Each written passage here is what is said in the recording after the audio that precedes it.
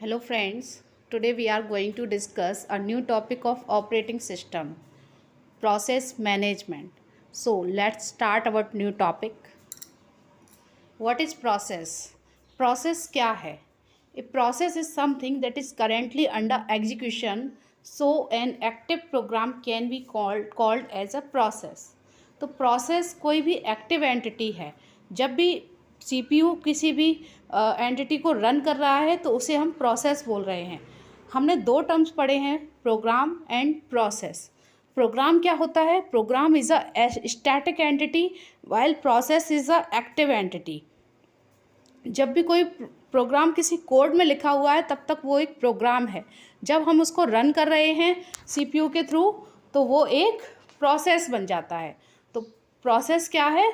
Process is a active entity that is run by the CPU. It is a program in execution. Okay, तो any active entity that is running on CPU is called a process. Next है हमारा process की definitions. देखिए exam में different process की definitions दी जाती हैं और आपसे पूछा जाता है इनमें से कौन सी प्रोसेस की डेफिनेशन है और नहीं है. ठीक है, तो आपको प्रोसेस की डेफिनेशंस आनी चाहिए जिससे कि आप उसमें सही मार्क कर सकें. तो process is a program in execution. तो ये तो सिंपल हमने प्रोसेस की डेफिनेशन हर जगह पढ़ी हुई है.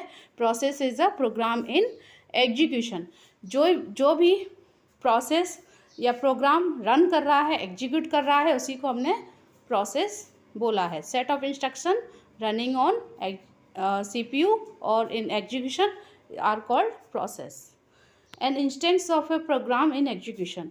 तो प्रोग्राम का जो भी पार्ट एग्जीक्यूट किया जा रहा है उसी को हम प्रोसेस बोल रहे हैं. थर्ड है हमारी definition, an entity that is executed by the processor. Processor के द्वारा जो भी एंटिटी को रन किया जा रहा है, एग्जीक्यूट किया जा रहा है, उसी को हम प्रोसेस बोल रहे हैं. तो ये हमारी तीनों डेफिनेशंस ही बहुत इम्पॉर्टेंट हैं, इनको आना चाहिए क्योंकि ये बस प्रोसेस की डेफिनेशन है. इनके बस वर्ड्स डिफरेंट हैं, लैंग्वेज डिफरेंट है, बट सेम थिंग है. ओके, नेक्स्ट है हमारा प्रोसेस एट्रीब्यूट्स. प्रोसेस एट्रीब्यूट्स क्या होते हैं? देखिए प्रोसेस का टेक्स्ट सेक्शन के अलावा भी इसमें कई सारी चीज़ें होती हैं जो कि हिडन होती हैं. तो आज हम उनके बारे में जानकारी लेते हैं. तो देखिए ये हमारा प्रोसेस एट्रीब्यूट्स हैं जिसमें कि आता है stack, heap, data and text section. तो सबसे पहले हम स्टैक के बारे में इंफॉर्मेशन लेते हैं. स्टैक क्या है? Stack is a memory that holds the local variables. Local variables में क्या क्या होल्ड करके रखेगा? ये लोकल वेरिएबल्स में ये फंक्शंस के पैरामीटर्स, रिटर्न एड्रेसेस, इन सारी चीज़ों को ये स्टोर करेगा. नेक्स्ट सेक्शन है हमारा हीप. हीप क्या है? जब भी हम किसी प्रोसेस को एग्जीक्यूट कर रहे हैं तो एग्जीक्यूशन के टाइम पर जो मेमोरी की ज़रूरत होती है उसको हम हीप सेक्शन में लेते हैं. तो हीप क्या है? एक फ्लेक्सिबल सेक्शन होता है. इसको हम कम ज़्यादा कर सकते हैं जैसा कि हमें नीड है. ठीक है. नेक्स्ट हमारा आता है डेटा सेक्शन. डेटा सेक्शन के अंदर हम ग्लोबल वेरिएबल्स को स्टोर करते हैं. इसके बाद हमारा टेक्स्ट सेक्शन. टेक्स्ट सेक्शन में जो भी हमने प्रोग्राम का कोड लिखा हुआ है, जो हम एग्जीक्यूट करना चाह रहे हैं, उसको हम टेक्स्ट सेक्शन के अंदर लिखते हैं. तो ये हमारे क्या हैं? Process attributes. तो इनको मैंने थोड़ा सा डिफाइन किया हुआ है, आप इसको देख सकते हैं. स्टैक क्या है? Stores temporary data on to stack. Temporary data such as local variables, parameters and return addresses. Okay. Heap क्या है? Heap is a memory allocated to process during execution. Means execution के टाइम पर जो memory allocate की जा रही है process को, वो हीप में है. Data section stores global variables. ये स्टोर करेगा ग्लोबल वेरिएबल्स को. Text section it includes program code to be executed. तो प्रोग्राम कोड जिसको एग्जीक्यूट करना है वो हमारा टेक्स्ट सेक्शन में होगा. ठीक है. तो ये हमारे क्या हो गए? प्रोसेस के एट्रीब्यूट्स. नेक्स्ट हमारी आती है प्रोसेस स्टेट्स. तो प्रोसेस स्टेट्स क्या होती है? प्रोसेस जब एग्जीक्यूट करती है तो वो लगातार अपनी स्टेट्स को चेंज करती रहती है जिससे कि वो एग्जीक्यूशन कंप्लीट कर पाए. तो प्रोसेस स्टेट को हम कैसे डिफाइन कर सकते हैं? कोई भी प्रोसेस करेंटली जिस भी एक्टिविटी को कर रही है, एक्टिविटी को परफॉर्म कर रही है, उसी को उसकी प्रोसेस की स्टेट बोला जाता है। ठीक है, तो प्रोसेस स्टेट क्या है? Process is a state, the state of a process is defined by a current activity of the process. तो यहाँ पर हम प्रोसेस लाइफ साइकिल के बारे में स्टडी कर रहे हैं। तो सबसे पहले प्रोसेसेस की डिफरेंट स्टेट्स होती हैं, जिसमें कि new, ready, running, waiting and terminated हैं। तो इन स्टेट्स से होकर प्रोसेस पूरी एग्जीक्यूशन के लिए मूव करती है और बाद में एग्जिट होती है। ठीक है, तो सबसे पहली स्टेट हमारी क्या है? New state. तो जब भी प्रोसेस कोई क्रिएट होगी तो वो सबसे पहले न्यू स्टेट के अंदर आएगी। न्यू स्टेट से और वो रेडी स्टेट में जाएगी। रेडी स्टेट में मीन्स अब वो एग्जीक्यूशन के लिए पूरी तरह से रेडी है, मीन्स उसको जब भी प्रोसेस असाइन किया जाएगा वो रनिंग स्टेट में जाने को रेडी है। रनिंग स्टेट में प्रोसेस जाएगी रेडी से, रेडी स्टेट से रनिंग स्टेट में मूव करेगी। तो रनिंग स्टेट में आकर उसको रनिंग स्टेट में प्रोसेसर असाइन किया जाएगा, जिससे कि वो अपना एग्जीक्यूशन कंप्लीट करेगी। अब रनिंग स्टेट से प्रोसेस के मूव होने के 3 पाथ्स हैं, तो वो डिफरेंट कंडीशन के बेस पर यहाँ से मूव करेगी। यदि किसी प्रोसेस को आईओ इवेंट की ज़रूरत है, मीन्स उसको कोई आईओ ऑपरेशन परफॉर्म करवाना है, तो वो रनिंग स्टेट से कहाँ जाएगी? वेटिंग स्टेट में। वेटिंग स्टेट में जाएगी, तो वेटिंग स्टेट में वेट करेगी आईओ इवेंट के कंप्लीट होने का। जब जैसे ही आईओ इवेंट उसका कंप्लीट होगा तो वेटिंग स्टेट से कहाँ पर मूव करेगी? रेडी स्टेट में। अब रेडी स्टेट में तो आ गई, अब रेडी स्टेट से जब भी उसको प्रोसेसर असाइन किया जाएगा तो वो रेडी स्टेट से अगेन रनिंग स्टेट में मूव करेगी। तो ये तो हमारी फर्स्ट कंडीशन है। ठीक है, अब सेकंड कंडीशन में क्या है हमारा? सेकंड है हमारा कि जब भी टाइम शेयरिंग सिस्टम होता है, तो टाइम शेयरिंग सिस्टम में क्या होता है कि हमारी प्रोसेस जो रनिंग स्टेट में है, ठीक है, जब भी उसका टाइम स्लाइस ख़त्म हो जाता है, टाइम स्लाइस मीन्स उसको जो टाइम शेयरिंग सिस्टम में क्या होता है कि टाइम स्लाइस असाइन किया जाता है, उसी पर्टिकुलर टाइम के लिए प्रोसेसर पर एग्जीक्यूट करेगी, देन वो नेक्स्ट प्रोसेस पर स्विच हो जाएगा। ठीक है, तो जब भी किसी प्रोसेस का टाइम स्लाइस फिनिश हो गया तो वो अगेन रेडी स्टेट में आ जाती है। ठीक है, तो रेडी स्टेट में आ जाएगी, वो रनिंग स्टेट से रेडी स्टेट में मूव करेगी।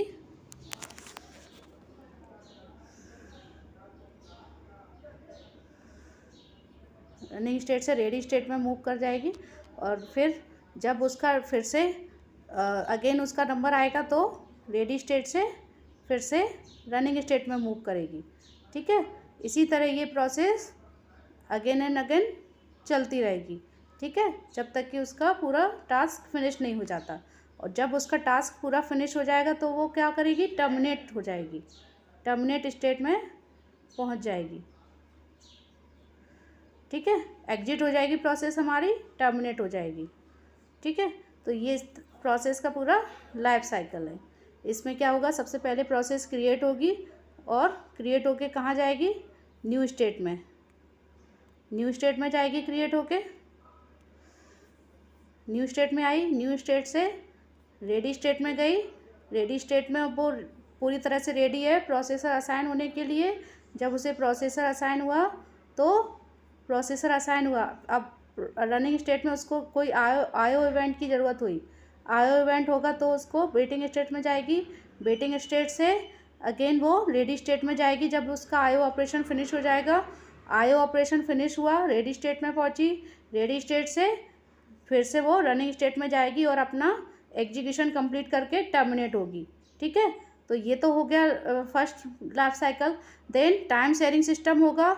टाइम शेयरिंग सिस्टम में प्रोसेस रन कर रही है, और रन करते करते अब उसका टाइम स्लाइस फिनिश हो गया तो वो फिर से रेडी स्टेट में पहुंच जाएगी, और नेक्स्ट प्रोसेस आ जाएगी जो कि रन करने लगेगी। उसका टाइम स्लाइस फिनिश होगा तो वो रेडी स्टेट में पहुंचेगी, वो रेडी स्टेट में जाएगी, और ये जो प्रोसेस है रेडी स्टेट वाली, ये रनिंग स्टेट में आ जाएगी, तो फिर से ये एग्जीक्यूशन अपना कंप्लीट करेगी। ठीक है, इस तरीके से ये अगेन एंड अगेन चलता रहेगा जब तक कि उसका टास्क कंप्लीट नहीं हो जाएगा। एट लास्ट जब उसका टास्क रनिंग स्टेट में कंप्लीट होगा तो वो टर्मिनेट हो जाएगी। ठीक है, एक और कंडीशन होती है कि जब प्रोसेस रनिंग स्टेट से रेडी स्टेट में जाती है। वो कब होता है कि जब भी कोई हाई प्रायोरिटी की प्रोसेस आ जाती है, कोई प्रोसेस रन कर रही है प्रोसेसर पर और कोई हाई प्रायोरिटी की प्रोसेस आ गई, तो जो लो प्रायोरिटी की प्रोसेस है वो रेडी स्टेट में जाएगी। कोई भी इंटरप्ट आएगा, बीच में प्रोसेस को रोकना पड़ेगा, तो वो रेडी स्टेट में जाएगी। ठीक है, और रेडी स्टेट से फिर हाई प्रायोरिटी की प्रोसेस रनिंग स्टेट में जाएगी और रन करके टर्मिनेट होगी। ठीक है, और फिर से जब इसकी प्रायोरिटी आ जाएगी रेडी स्टेट वाले की, तो फिर से ये रनिंग स्टेट में जाकर अपना टास्क कंप्लीट करके ये भी टर्मिनेट होगी। तो इस तरीके से ये पूरा प्रोसेस का लाइफ साइकिल कंप्लीट होता है। ठीक है, तो अब नेक्स्ट हमारी आती है, इसमें मैंने आपको प्रोसेस लाइफ साइकिल की स्टेट्स को डिफाइन किया हुआ है। न्यू में प्रोसेस कब जाती है, जब भी प्रोसेस क्रिएट होती है। रनिंग स्टेट में जब भी प्रोसेस एग्जीक्यूट कर रही होती है। वेटिंग स्टेट में कब जाती है प्रोसेस, जब भी उसको कोई आयो इवेंट परफॉर्म करवाना होता है। ठीक है, रेडी स्टेट में प्रोसेस कब जाती है, जबकि उसको प्रोसेसर असाइन किया जाना होता है, उसको पूरी तरह से रेडी होती है। टर्मिनेट स्टेट में प्रोसेस तब जाती है जब उसका एग्जीक्यूशन फिनिश हो जाता है। तो ये हमारी प्रोसेस की लाइफ साइकिल है, जिसमें डिफरेंट स्टेट्स में प्रोसेस मूव करती है। ठीक है, नेक्स्ट आता है हमारा प्रोसेस कंट्रोल ब्लॉक, जिसको कि हम पीसीबी बोलते हैं। पीसीबी क्या होता है, पीसीबी एक तरह का एक डेटा स्ट्रक्चर होता है, जिसमें कि प्रोसेस से रिलेटेड सारी इंफॉर्मेशन रहती है। ठीक है, जो कि शेड्यूलर को ज़रूरत होती है प्रोसेस को प्रोसेस करने के लिए, एग्जीक्यूट करने के लिए। ठीक है, तो प्रोसेस से रिलेटेड सारी इन्फॉर्मेशन से हमारा क्या मतलब है, हर एक प्रोसेस के से रिलेटेड जो भी इंफॉर्मेशन है, प्रोसेस की आईडी, प्रोसेस की स्टेट्स, अकाउंट इन्फॉर्मेशन प्रोसेस की, है ना, मेमोरी इन्फॉर्मेशन, ये सारी क्या है पीसीबी के अंदर रहती हैं। ठीक है, तो हर एक प्रोसेस का अपना एक इंडिविजुअल पीसीबी होता है, जिसमें कि उससे रिलेटेड सारी इन्फॉर्मेशन होती हैं। जब भी शेड्यूलर को कोई प्रोसेस एग्जीक्यूट करवानी होती है, तो वो पीसीबी से इंफॉर्मेशन को चेक करती है, उसके अकॉर्डिंग ही उसको प्रोसेसर के थ्रू एग्जीक्यूट किया जाता है। तो पीसीबी में देखिए, ये हमारे इसका स्ट्रक्चर है, ये एक तरह का डेटा स्ट्रक्चर होता है, जिसमें कि प्रोसेस की आईडी होती है, प्रोसेस की स्टेट से हमारा क्या मतलब है, जैसे अभी हमने पढ़ा है, new, ready, running, waiting and terminated states होती हैं प्रोसेस की।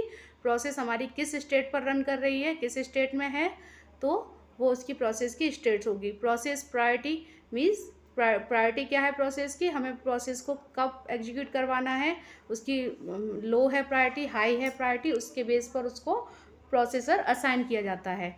नेक्स्ट आता है हमारा अकाउंटिंग इन्फॉर्मेशन। अकाउंटिंग इन्फॉर्मेशन में प्रोसेस से रिलेटेड इन्फॉर्मेशन रहती है कि उसको उसने कितनी इनपुट आउटपुट डिवाइसेस की ज़रूरत है उसको।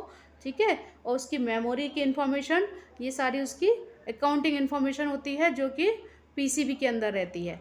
नेक्स्ट है हमारा प्रोग्राम काउंटर। प्रोग्राम काउंटर में क्या है कि कोई प्रोसेस रन कर रही है, उस प्रोसेस के बाद किस प्रोसेस को रन करना है, इसका एड्रेस भी उसी प्रोसेस के पास होता है, तो जो कि उसके प्रोग्राम काउंटर के पास पीसीबी में रहता है।